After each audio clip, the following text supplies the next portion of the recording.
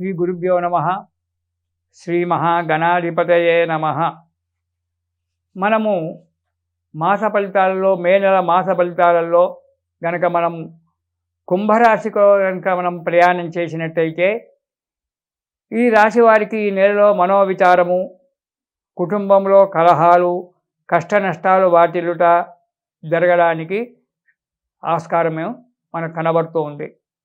ఈ కుంభరాశి వారికి మే నెలలో మొదటి వారంలో ధనలాభము, కుటుంబ సౌఖ్యము, కీర్తి ప్రతిష్టాలు పెరగడము, యత్నకార్యసిద్ధి కలగడము, అనుకూలమైన వాతావరణంగా మే నెలలో మొదటి వారంలో ఈ కుంభరాశి వారికి ఉంటుంది. ఇక రెండవ వారంలోకి కనుక మనం ప్రవేశించినట్టయితే అనారోగ్య పరిస్థితి కుంభరాశి వారికి, మనోవిచారము, దుష్టుల చేత చెడువారి చేత సహవాసం చేసుకొని స్నేహితం ఏర్పరచుకొని దురలవాట్లకు లోను కావడం అనేటువంటిది రెండవ వారంలో జరగడానికి ఉంటుంది. విలువైన వస్తువులు పోడగొట్టుకుంటారు, జాగ్రత్తగా ఉండండి.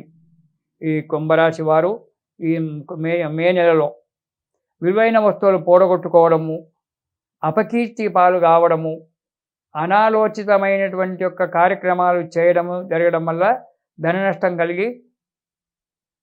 కలగడానికి ఆస్కారం ఉంది.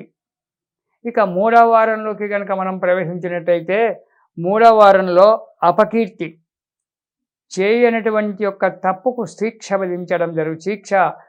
పడడం జరగడానికి ఆస్కారం ఉంది. చంచలత్వము, ఎప్పుడూ స్థిరమైనటువంటి ఒక ఆలోచన లేకుండా మనస్సు స్థిమితంగా ఉండక చంచలత్వంగా ప్రవర్తించడం జరుగుతుంటుంది. అనవసరంగా డబ్బు ఖర్చు పెట్టడం అనేటువంటిది ఉంటుంది. ఆరోగ్య నష్టం, స్థాన చలనం జరగడానికి ఆస్కారం ఉంది మూడవ వారంలో ఈ కుంభరాశి వారికి. కానీ దాని గురించి ఆలోచించకుండా ముందుగానే జాగ్రత్త పడినట్టయితే కొంత కష్టాలు తప్పడానికి మనకు ఆస్కారం ఉంది. ఇక నాలుగవ వారం కనుక చూసినట్టయితే ఇందులో కూడా అపకీర్తి, స్థిరమైనటువంటి ఒక ఆలోచన ఉండదు. ఆలోచనను 10 రకాలుగా ఈ వృత్తి చేద్దామా, ఆ వృత్తి చేద్దామా, ఇందులో బాగుందా, ఇలా ఆలోచన చేసుకుంటే కాలయాపన చేయడం అనేటువంటిది జరుగుతూ ఉంటుంది నాలుగవ వారంలో. మనోవిచారము, బంధుజనులతో విరోధం ఏర్పడము, తర్వాత ధన నష్టము.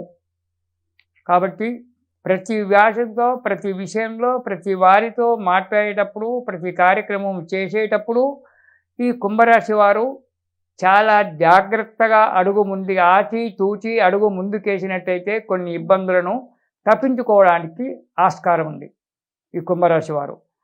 మరి కుంభరాశి వారికి ఎలా అంటే వీరు ప్రతి శనివారము సాయంకాలం 6 గంటలకు ఒక 11 వారాలు, 21 వారము, 18 వారాలు నిర్ణయించుకొని ప్రతి శనివారము సాయంకాలం 6 గంటలకు ప్రదోషకాల పూజ అంటారు. ఆ సాయంకాలము ప్రదోషకాలంలో శివుడికి అభిషేకం చేయించండి. లేదా గుడికి వెళ్ళడానికి వీలు లేకపోతే మీ ఇంట్లోనే ఆ ప్రదోషకాలంలో స్నానం చేసి దీపారాధన చేసి మీ ఇంట్లో శివలింగం చిన్నది ఉన్నా సరే దానికి ప్రతిరోజు సాయంకాలము ప్రతి శనివారం సాయంకాలము ప్రదోష సమయంలో దీపారాధన సమయంలో ఆ శివుడికి అభిషేకం చెయ్యండి. మంత్రాలు లేవు మాకు రావు కదా అంటే మంత్రాలు అవసరం లేదు, నామస్మరణ మాత్రం చాలు. పంచాక్షరీ మంత్రం చేత ఓం నమః శివాయ అనేటువంటి ఒక మంత్రం చేత స్వామివారికి 108 సార్లు ఓం నమః శివాయ అనుకుంటూ ఆ శివలింగానికి మీ ఇంట్లోనే మీరు అభిషేకం చేసుకొని ఆ తీర్థం తీసుకోండి. లేదా మీకు సమీపంలో కానీ దగ్గరలో కానీ మీకు అనుకూలమైన ఒక స్థలంలో శివాలయం కనుక ఉన్నట్టయితే ప్రతి శనివారం సాయంకాలంలో శివాలయంలో అక్కడి బ్రాహ్మడి చేత ప్రదోషకాల అభిషేకం చేయించుకోండి. దానివల్ల సకల దోషాలు పోతాయి. ఇంకా మీరు దీనితో పాటు రుద్ర కవచము అని ఉంటుంది. ఆ రుద్ర కవచాన్ని కనుక పఠించినట్టయితే ఆ పరమశివుడు మీకు అనుకూలంగా ఉండి అన్ని కార్యక్రమాలు ఏ కష్టాన్ని రాకుండా అన్ని కార్యక్రమాలను దిగ్విజయంగా చేస్తారు. ఈ నెలలో మిమ్మలను సుఖంగా సంతోషంగా ఉంచుతాడు. ఇది శుభం.